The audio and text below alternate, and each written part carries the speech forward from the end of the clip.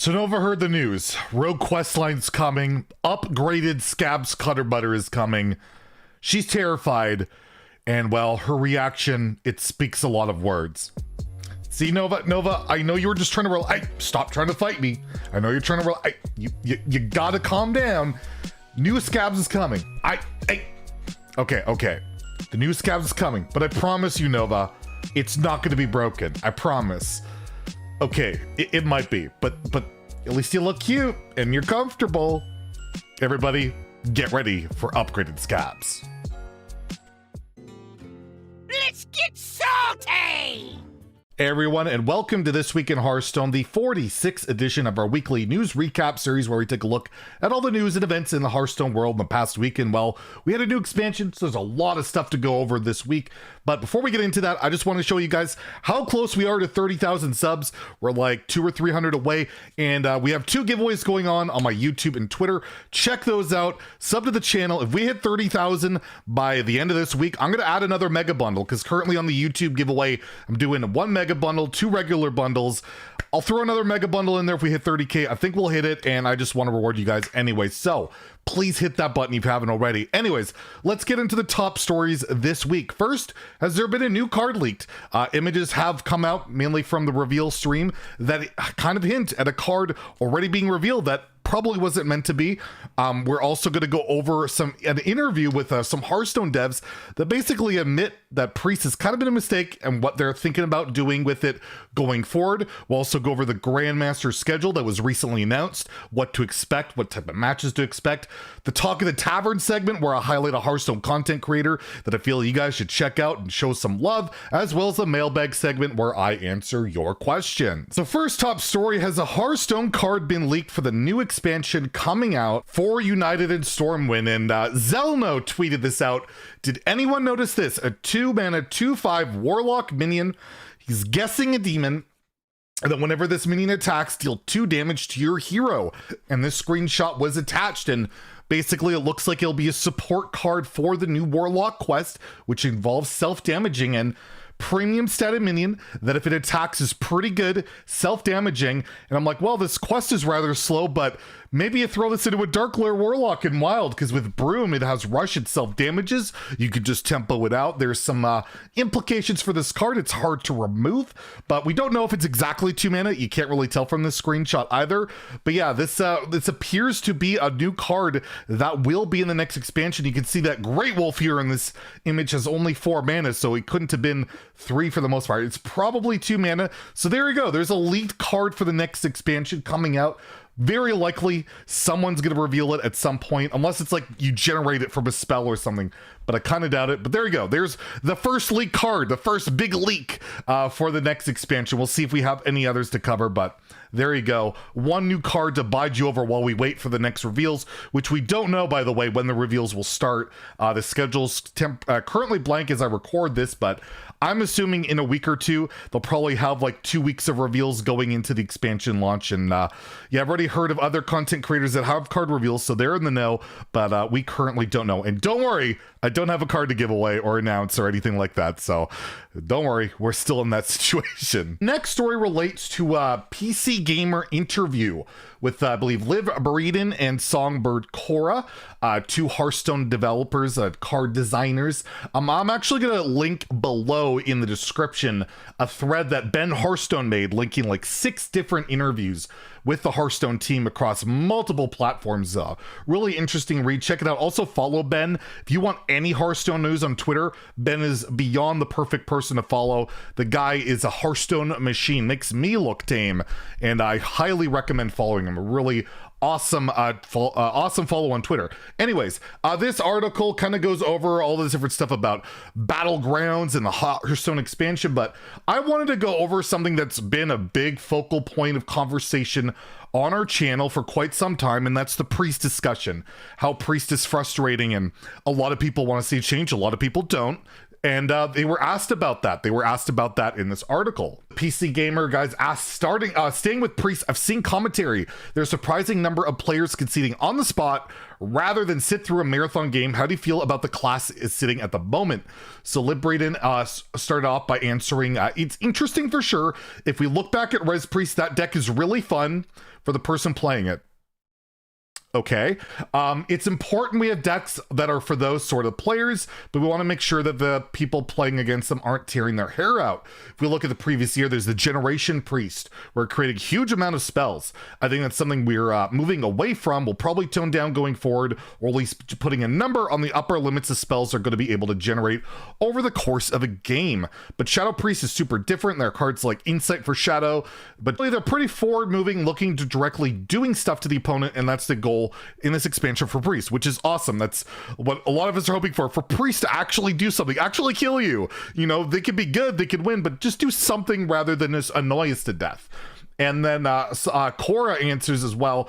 Priest decks often have dealt in extremes. You either have a ton of resurrection and healing, or you have a bunch of damage really quickly. That's like the Cloning Gallery Mind Blast Priest, or just, you know, Raza Priest in general.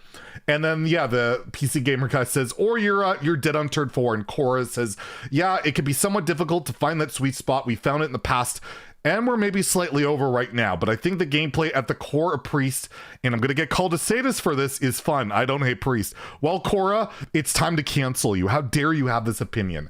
I know a lot of people that enjoy playing Priest, and I actually don't hate playing it. It's facing it that is just unbelievably frustrating at this point. And then they said, the PC Gamer says, I hear a lot of grandmasters taking to their keyboard, and she says that's why she doesn't cast anymore.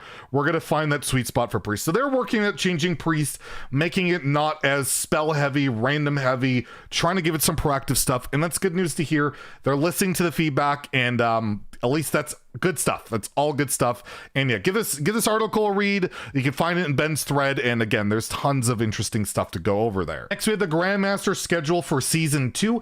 I just wanted to quickly let you guys know when that'll be going up, because we'll start covering it every week. We'll go over the results, and it's going to start week 1, August 13th through 15th, and it's gonna be like alternating between Conquest and Last Hero Standing. No specialist this season, so don't have to endure that. A lot of people are very happy, and I even tweeted this out that I'd love to see a Nosdormu mode.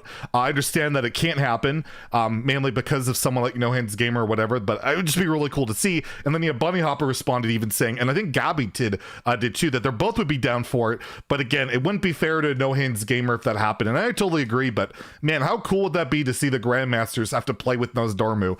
Could make for a really exciting weekend, but again, limitations of certain players, and you never know with connections and all that. It's just not really feasible. But yeah, you can look forward to Grandmasters. We'll be starting up in a couple of weeks, and yeah, we'll definitely be covering it on the channel. Next, we have the Talk of the Tavern segment, where we cover a Hearthstone creator that I think you guys should check out, send some love. And this week is a really old friend of mine, the Geminator HS. When I started streaming, so did he, and I've taken to it full time. He does it more part time, but streams quite a lot, and I highly recommend the stream. As you can see here, he likes to do some pretty memey stuff. He likes to wear costumes. You can literally, like digital costumes, you can request a different costume in his channel points, and he's basically a rogue main. He has over 20,000 rogue wins. He has played a ton, but always off meta, always terrible decks, but he always manages to make it work and have a lot of fun with it. I highly recommend his stream. Really good friend of mine. He's also very musical. He can't help but sing and do stuff. He also has terrible takes. I gotta throw that out there. He's got some of the worst takes in the world, but I love him for that. He doesn't care. He'll give it his all, and sometimes he's right. He didn't even think scabs would be that broken. I mean, the guy's obviously got terrible takes. Anyways, last we have the mailbag segment, where I answer your questions. If you want to ask me a question, leave a comment in the comments below with mailbag in the comment. A normal person asks, what is your favorite cinematic for an expansion? For me, I gotta go with Knights of the Frozen Throne. You can see here, it's pretty dark, it's pretty spooky, and I don't know, I just love the feel of it. It just got me, it gave me chills. It got me ready for the Frozen Throne, with all the Death Knights and all that stuff. Just had that cool vibe to it. I know a lot of people like more of the catchy cheesier ones, but I don't know. I like the dark, serious tone, and for me, it's got to be Knights of the Frozen Throne. Adronio Santos asks, you told us your first legendary was Bolvar. Your first legendary was Bolvar Fireblood that became a Keleseth in Frozen Throne. What was your favorite first golden legendary?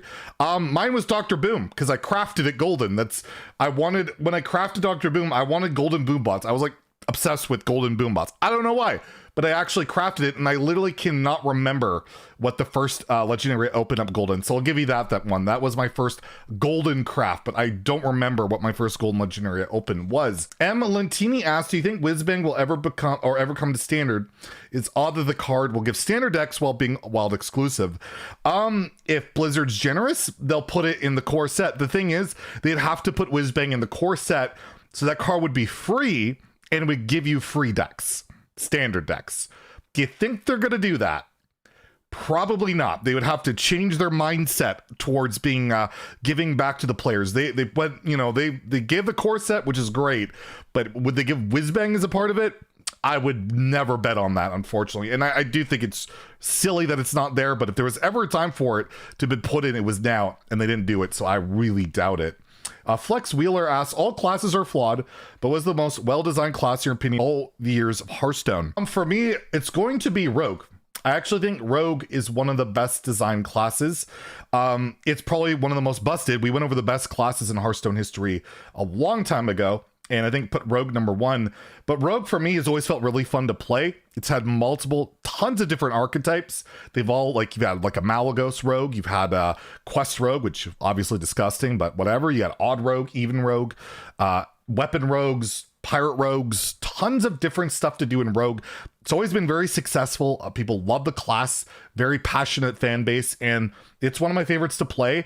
It's not my favorite class, but I just think in terms of interesting design, things to do in Rogue, it's just always had something interesting to do. But a lot of the times it's definitely pretty busted, but I think you'd rather it be fun and interesting and strong rather than just flat out broken or terrible like a shaman or something like that. So I'll go with Rogue, but I'll probably, you could definitely disagree with that one. And lastly, Geo Altman says, Zeddy, do a giveaway of your cat. Nova, do you want to be given away? Do you want to be given away to the people of YouTube? Someone take you? No. She says no. And no, you cannot take my cat. She's mine. She's all mine. You can't have her, but I will give away some mega bundles and some regular bundles. Just hit the sub button. Anyways, hope you enjoyed this week in Hearthstone. Nova and I say, have a great day and stay salty, my friends. We'll see you later.